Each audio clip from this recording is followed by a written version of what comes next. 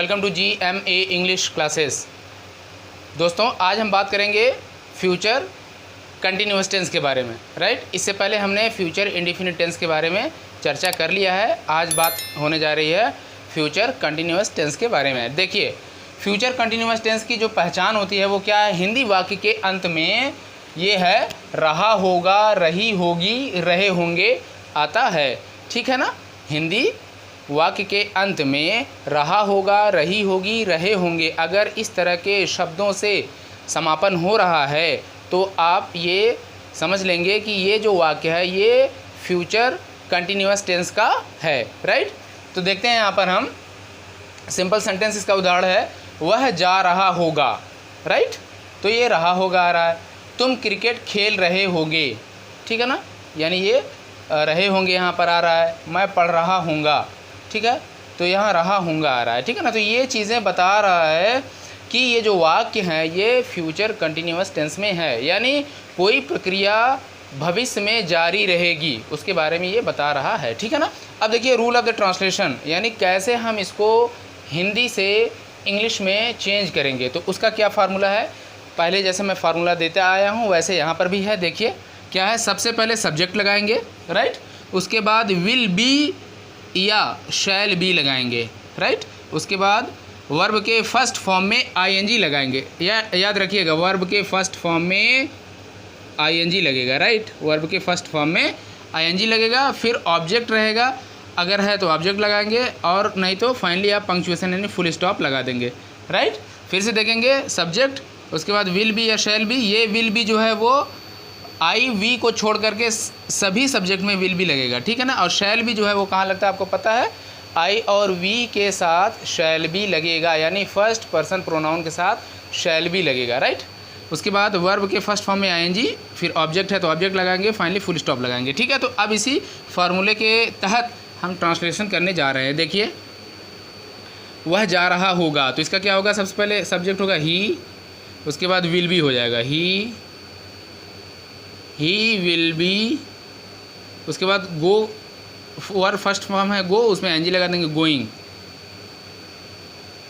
He will be going. Right, object है नहीं, full stop लगा दिया हमने, ही विल बी गोइंग। राइट, वह जा रहा होगा। ठीक है, अगर ये होता वह स्कूल जा रहा होगा, यानी ऑब्जेक्ट होता तो हो जाता he will be going to school हो जाता। राइट, आगे देखते हैं नेक्स्ट।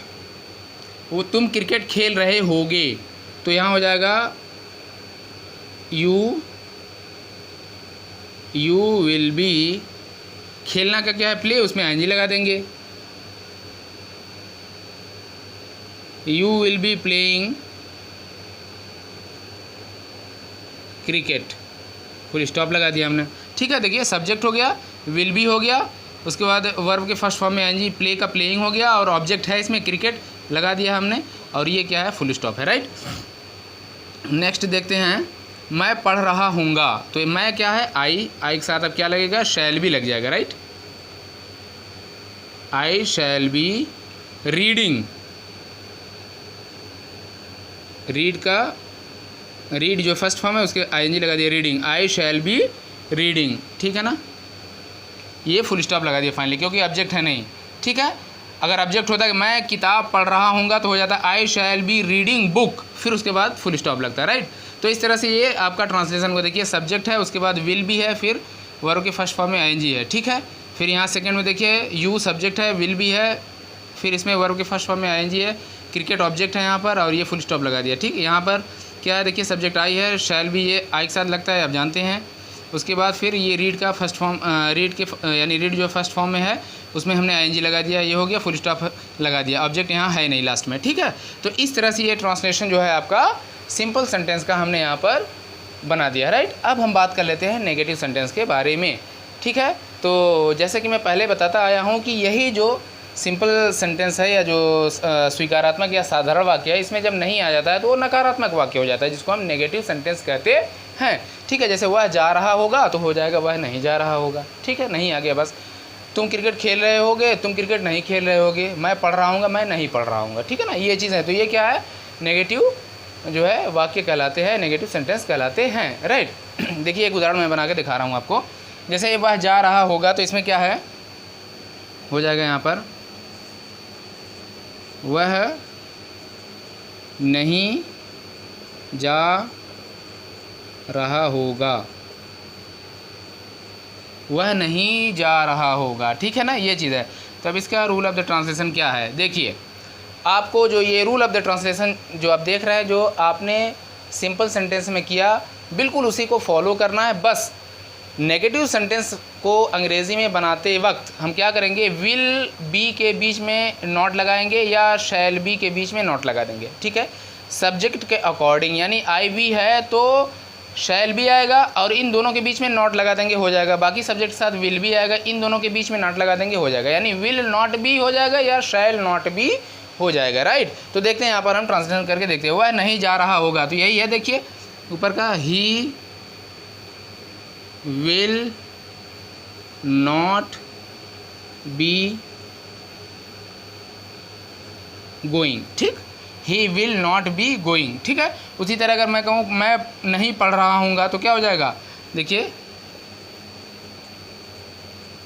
मैं नहीं पढ़ रहा हूँगा, तो इसका क्या हो जाएगा, ठीक है, बहुत इजी है, आप कर लेंगे।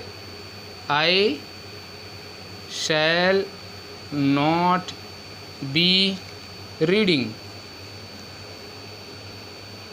राइट, ये हो गया।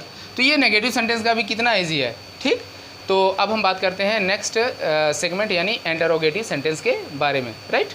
ओके, अब हम देखते हैं इंटरोगेटिव सेंटेंस यानी प्रश्नवाचक वाक्य। ये आप जानते हैं दो तरह के होते हैं, एक जिसमें वाक्य की शुरुआत क्या से होती है, दूसरा ये कि जिसमें प्रश्नवाचक शब्द वाक्य के बीच में आते हैं। तो ये दो तरह के प्रश्नवाचक शब्द वाक्य होते हैं, ठीक है। तो देखिए, क्या वह जा रहा होगा, ये पहला वाला हो गया। दूसरा देखिए, वह क्यों जा रहा होगा, ठीक है, क्योंकि प्रश्नवाचक शब्द इसमें बीच में आया है, ठीक है। अब इसका ट्रांसलेशन का नियम क्या है, ठीक है। अगर आपने इससे पहले जितने भी जो वीडियोस हमने अपलोड किए हैं, आपको दिए हैं, अगर उसको आपने सही से देखा होगा, उसको समझ लिया होगा, तो ये भी बिल्कुल उसी को फॉलो करेगा, ठीक है। देखिए क्या है, सबसे पहले क्या है, विल या शैल लगेगा, यानी हेल्पिंग वर्ब है ना ये, तो शुरुआत क्या होगी, हेल्पिंग वर्ब से, यानी विल या शैल लगाएंगे। सब्जेक्ट के अकॉर्डिंग हम विल या शैल डिसाइड करेंगे, ठीक है। तो क्या वह जा रहा होगा, तो वह है तो विल लगेगा, ठीक है। सबसे पहले क्या लगाएंगे, देखिए विल, ठीक है, ये फार्मूला देखिए, विल, उसके बाद सब्जेक्ट लगाएंगे तो वह है तो ही, विल ही, फिर क्या लगाएंगे, be, will he be, verb के फर्स्ट फॉर्म में आईएनजी, जाना का क्या है, गो, तो गोइंग कर देंगे, will he be going, object है नहीं, फाइनली हमने क्वेश्चन मार्क लगा दिया, राइट। तो देखिए विल, फिर सब्जेक्ट ही, फिर बी लगाया यहाँ पर हमने, और उसके बाद वर्ब के फर्स्ट फॉर्म में आईएनजी, गो का गोइंग हो गया, इंट्रोगेटिव साइन लगाया, ऑब्जेक्ट नहीं है। उसी तरह दूसरा देखते हैं, वह क्यों जा रहा होगा। तो इसमें क्या है, ये नियम आप पहले से आपको पता है कि WH फैमिली के जो भी वर्ड आएंगे उसको यहाँ पर पहले लिखेंगे सबसे पहले, फिर उसको हम स्मॉल से कर देंगे, ठीक है ना। तो यहाँ पर क्यों की अंग्रेज़ी लिखेंगे हम वाई, और फिर वह है तो विल ही लगाएंगे, वाई विल, फिर यही चीज़ है, ही लगा दिया, वाई विल सब्जेक्ट ही, ठीक है, फिर उसके बाद be, why will he be, अब फिर क्या है जी, जाना, गोइंग,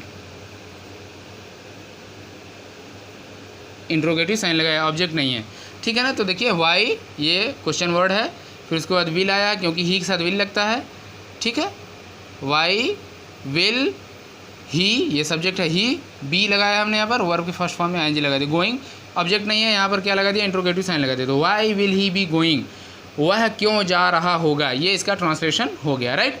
तो ये फार्मूला आपको फॉलो करना है। तो सिंपल सेंटेंस, नेगेटिव सेंटेंस और इंटरोगेटिव सेंटेंस का जो पोर्शन था फ्यूचर कंटिन्यूअस टेंस में, वो मैंने यहाँ पर डिस्कस कर दिया है। आपको उम्मीद है कि समझ में आ गया होगा, ठीक है।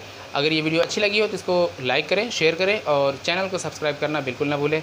मिलते हैं अगली वीडियो में, till then have a good day, thank you so much.